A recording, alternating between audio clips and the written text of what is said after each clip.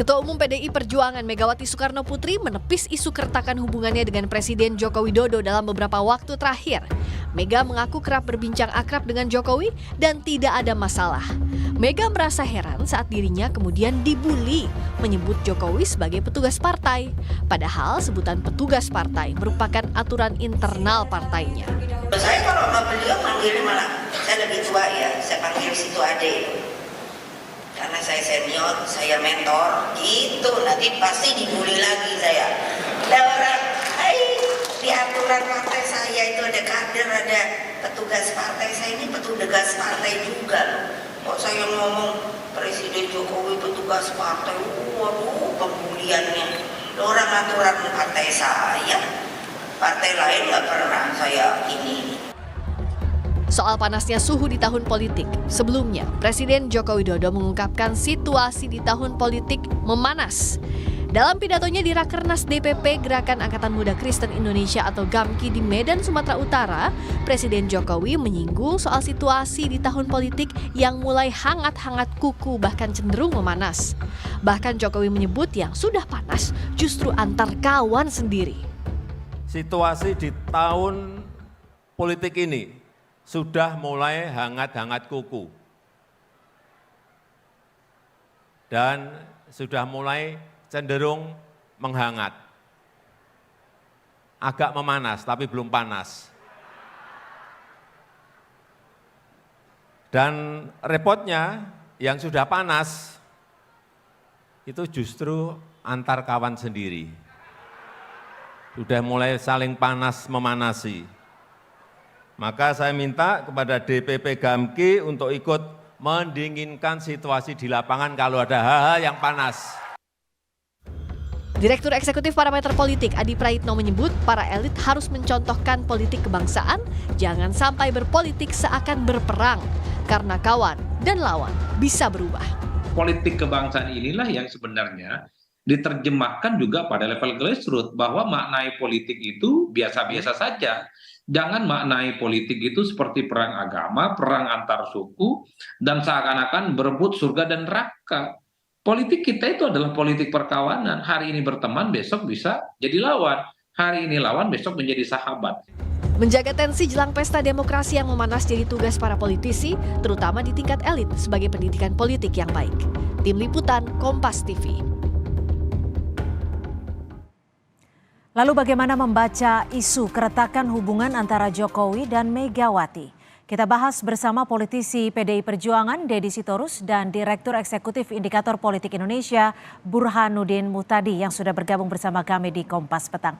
Halo, selamat sore Mas Burhan, selamat sore Pak Deddy, terima kasih sudah bergabung bersama kami di Kompas Petang. Ya, sore Mbak, sore.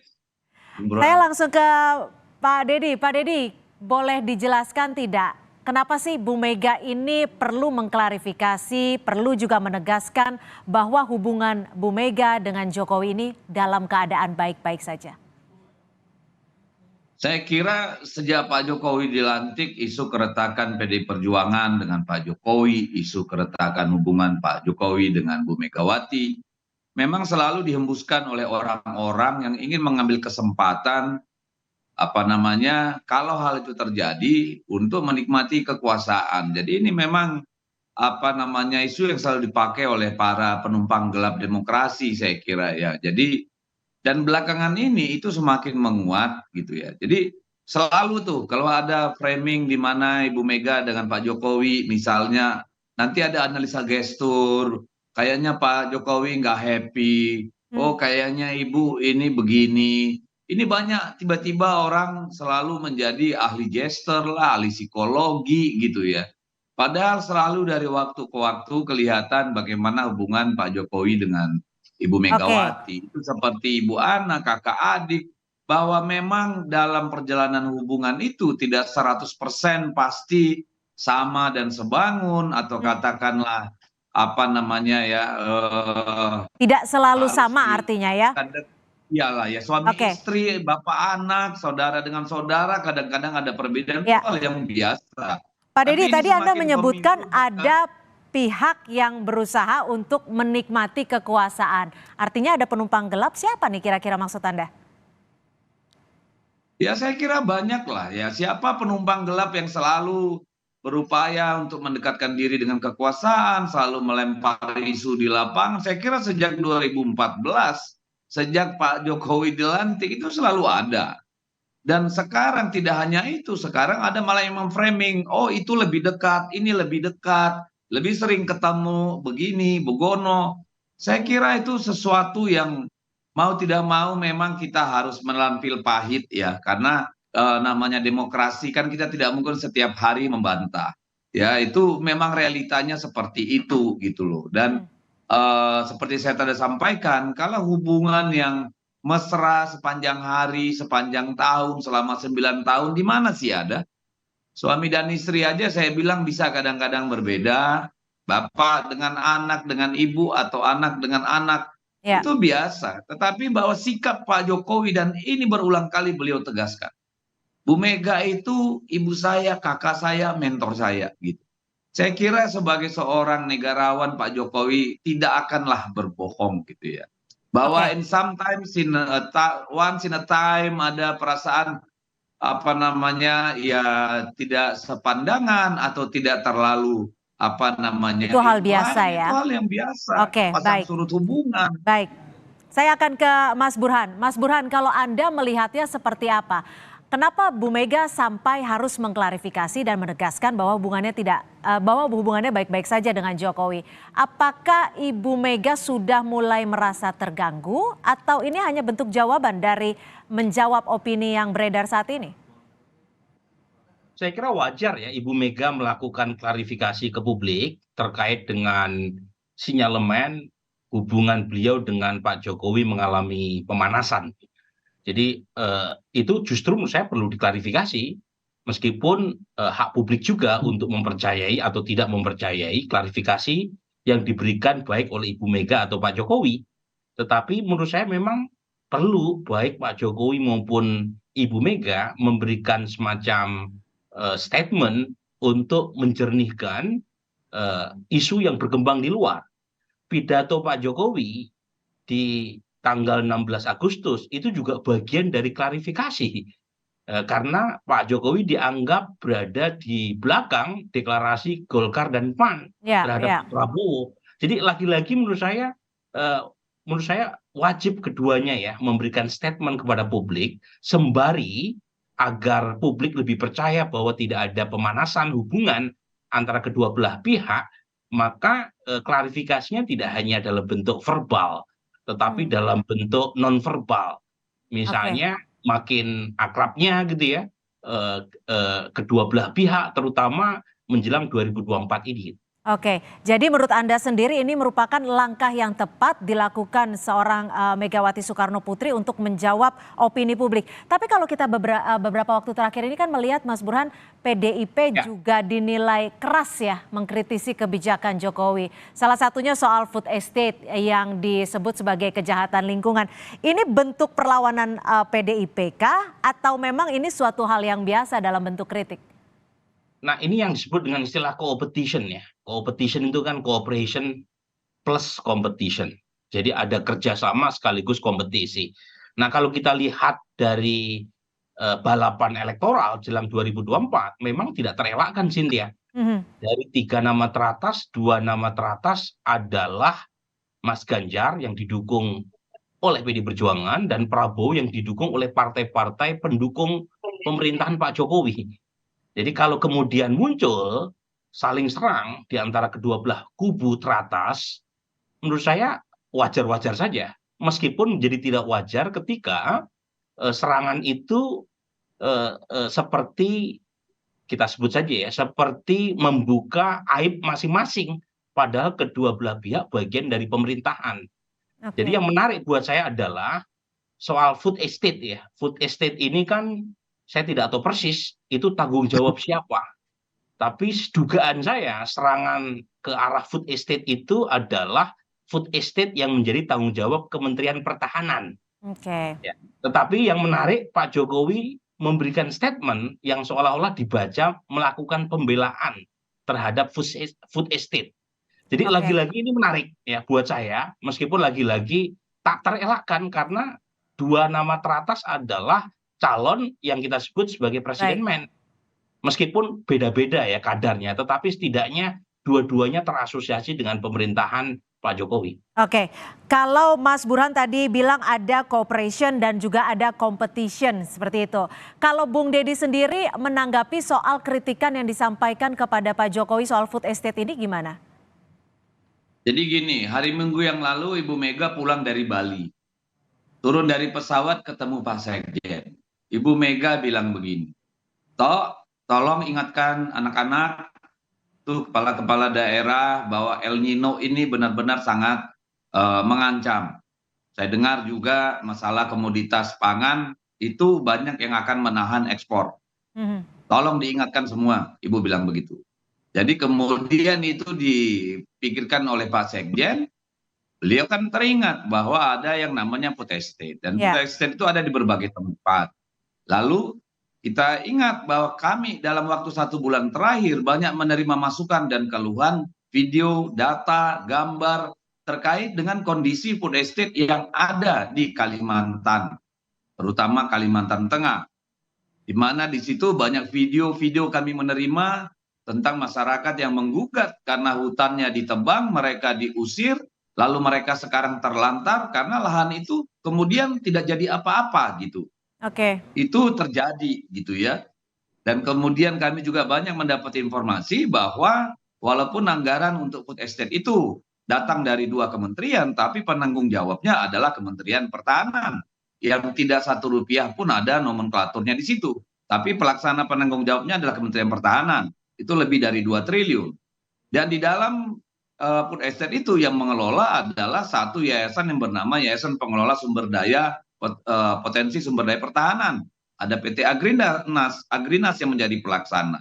Sebenarnya yang mau disampaikan oleh Pak Sekjen adalah bahwa itu kalau nggak diteruskan, kita punya masalah dengan ketahanan pangan karena ada situasi global di eksternal, ada masalah El Nino di dalam, dan itu terkait juga dengan kemudian hutan yang sudah berantakan tapi tidak ada keberlanjutan. Kami tahu persis bahwa di anggaran 2023, 2024 tidak ada anggaran yang dialokasikan. Jadi itu sebenarnya semacam alert, wake up call, ya, supaya menjadi perhatian yang serius dari para anggota kabinet yang terkait, tidak menyerang 1-2 pihak, 1 orang gitu loh. Baik, jadi ini artinya tidak ada bentuk serangan ataupun kemarahan, emang benar-benar ini adalah menyiasati situasi global yang saat ini terjadi. Saya akan ke Mas Burhan. Mas Burhan, kalau Anda melihatnya ini kan publik membacanya ada panas dingin hubungan antara Pak Jokowi dan juga Bu Mega gitu ya. Apalagi kita semakin dekat dalam Pilpres 2024. Kalau Anda melihatnya ini bagaimana untuk membuat publik membacanya bahwa hubungan mereka memang baik-baik saja atau seperti apa? Begini ya, kita juga harus melakukan pendidikan kepada publik bahwa perbedaan pendapat antar elit termasuk juga dinamika antar elit adalah sesuatu yang biasa dalam demokrasi. Sinonim demokrasi kan kegaduhan. Yang penting adalah kegaduhannya itu lebih substantif. Jadi menciptakan semacam voice, bukan noise. Jadi sepanjang perbedaan pendapat itu berkaitan dengan bagaimana memperdebatkan, mendiskusikan isu publik, menurut saya nggak apa-apa. Yang penting adalah, dan saya yakin Pak Jokowi maupun Ibu Mega itu menempatkan kepentingan publik, ya, namanya juga res publica ya, di atas kepentingan yang lain. Dan yang paling penting menjaga stabilitas sehingga Pak Jokowi bisa soft landing. Dan itu pula yang disampaikan Pak Jokowi di Medan kemarin kan, yaitu karena beliau saya kira juga punya kepentingan besar untuk menjaga stabilitas politik partai pendukung pemerintahannya. Apalagi PDI Perjuangan, partainya sendiri dan partai paling besar. Jadi menjaga kepentingan nasional di tengah balapan elektoral itu menjadi penting bukan hanya buat Ibu Mega karena Pak Jokowi adalah kadernya, tapi juga buat Pak Jokowi untuk memastikan 2024 beliau berjalan dengan baik dan aman. Tidak secara crash landing tetapi soft landing. Baik, kalau kita ke Bung Deddy. Bung Deddy, ini kita tahu ya sekarang bahwa Bu Mega juga terus menjawab nih soal adanya kritikan yang Bu Mega disebut soal petugas partai gitu ya, banyak dibully gitu karena Bu Mega menyatakan hal itu. Kalau Anda sendiri bisa membacanya gimana sih Pak Deddy, sebenarnya apakah Pak Jokowi ini juga turut dilibatkan di dalam partai untuk menentukan arah politik, kemenangan dan lain sebagainya? Kalau arah begini, pertama soal petugas partai ya. Pertama soal administratif aja. Semua orang yang kemudian bertarung untuk jabatan-jabatan publik, ya, apakah itu bupati, wali kota, gubernur, presiden, itu semua mendapat surat tugas dari partai. Surat tugas dari partai, termasuk Pak Prabowo dan lainnya. Tetapi di dalam anggaran dasar, anggaran rumah tangga PDI Perjuangan, memang istilah itu dikenal. Karena kita memahami partai sebagai perkakasnya rakyat untuk memperjuangkan ideologi dalam kekuasaan. Ya, di jabatan-jabatan publik yang diemban oleh kader-kader partai. Dan petugas partai dalam konteks PDI Perjuangan itu adalah aparatur ideologis, bukan pesuruh. Yang namanya petugas partai itu primus inter pares. Best among equals, makanya yang menjadi petugas partai adalah kader-kader terbaik. Ibu Megawati itu kader partai. Pak Presiden itu kader partai. Yang namanya bupati, gubernur itu petugas partai. Tetapi itu dalam konteks kepartaian. Dalam konteks jabatan publik kita tunduk pada yang namanya konstitusi. Jadi tidak pernah ada ceritanya Ibu Mega atau PD Perjuangan mencampuri urusan pemerintahan, pengelolaan kekuasaan, kecuali memberikan rekomendasi. Jangankan presiden, gubernur, bupati, wali kota, pernah nggak kita dengar istilah itu menjadi masalah? Ya. Cara PDI Perjuangan mengelola kekuasaan. Tapi kalau Pak Jokowi sendiri di dalam partai PDI Perjuangan ini dilibatkan tidak untuk menentukan baik itu arah politik, proses pemenangan dan lain sebagainya? Kan disebutkan petugas partai. Arah politik itu dibicarakan di dalam yang namanya kongres partai. Strategi pemenangan itu dibicarakan di dalam rapat kerja nasional, terutama yang diperluas. Selalu dalam acara-acara itu Pak Jokowi diundang. Tetapi kalau dalam day to day, masa sih kita ngajak-ngajak presiden? Ya enggak lah. Tetapi misalnya dalam hal-hal penting, katakan memilih Pak Ganjar Prabowo, itu disepakati oleh Ibu Megawati dan Presiden Jokowi. Itu sangat nyata disepakati di istana. Gitu loh. Karena dia sebagai kader terbaik partai. Itu tadi. Kader terbaik di antara yang terbaik. Gitu Baik. loh. Artinya bertugas sebagai aparatur ideologis. Saya ke Mas Burhan. Mas Burhan. Dan bukan pesuruh. Nah ini yang selalu dimainkan oleh lawan-lawan politik. Seolah-olah petugas partai itu bawahannya ketua umum. Tidak. Baik, dan strukturnya harus berbeda ya, antara struktur di partai dan juga di kenegaraan. Mas Burhan, kalau Anda melihatnya... Saya mau jelaskan bahwa perjuangan dalam mengelola kekuasaan ada yang namanya sinergi 3 pilar. Ya. Jadi misalnya di kabupaten, kota, dan di provinsi. Kalau kita kepala daerahnya, kita legislatifnya, kita ada yang namanya musrenbang. Ya, antara legislatif, eksekutif, dan struktural partai. Jadi kita tidak mencampuri day-to-day pengelolaan kekuasaan, tapi melalui pertemuan sinergi 3 pilar. Baik. Itu loh, sama saja. Baik, Mas Burhan, kalau Anda melihatnya kedudukan kedudukan Jokowi lah kita sebut, di PDI Perjuangan ini sebesar apa? Apakah Jokowi juga memiliki atau turut memegang kunci dari arah politik atau bagaimana? Begini ya, pertama sebelum menjawab pertanyaan itu Cynthia, saya bisa memahami istilah petugas partai yang kerap dipakai oleh Ibu Mega atau PDI Perjuangan sebagai bentuk pelembagaan partai politik. Apalagi partai kan menempati posisi yang istimewa dalam konstitusi kita.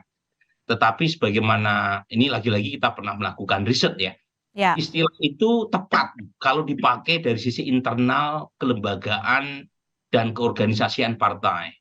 Tapi ketika ditanya untuk kepentingan eksternal, itu ternyata istilah tersebut punya tone yang negatif di mata konstituen non-PDI Perjuangan. Jadi lagi-lagi ini soal packaging sebenarnya. Urusan internal nggak ada masalah. Tapi ketika dibawa keluar, ternyata konstituen non-PDI Perjuangan yang mungkin tidak mengetahui tadi bagaimana istilah petugas partai itu diformulasikan, itu cenderung kurang begitu apresiatif. Nah, dalam konteks Pilpres, Bung Deddy, mungkin bisa jadi isu.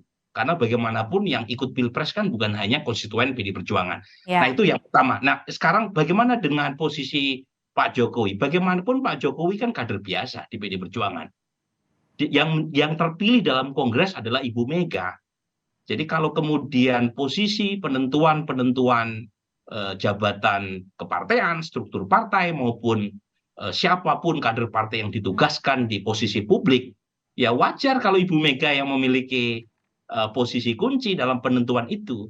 Jadi memang pada titik tertentu ini yang kemudian jadi masalah kan, karena beberapa pihak non PD Perjuangan mencoba menggunakan kesempatan dalam rangka mendapatkan semacam privilege atau mendapatkan perhatian dari presiden. Ya. Karena setelah Presiden Jokowi tidak diposisikan krusial Baik. di perjuangan karena veto playernya Ibu Mega. Tapi lagi-lagi kalau kita bicara aturan memang ketua umum yang punya hak atas Untuk banyak menentukan. hal sesuai dengan Baik. mandat Kongres. Baik, dan harus Pak dibedakan Jokowi bukan strukturalisasi. ketua umum. Baik, saya terakhir ke Bung Dedi, singkat saja Bung Dedi, kalau bisa dirangkum apa sih sebenarnya yang ingin disampaikan Bu Mega untuk mengklarifikasi beberapa poin yang belakangan akhir-akhir ini begitu mencuat dan menjadi perhatian publik? Singkat saja.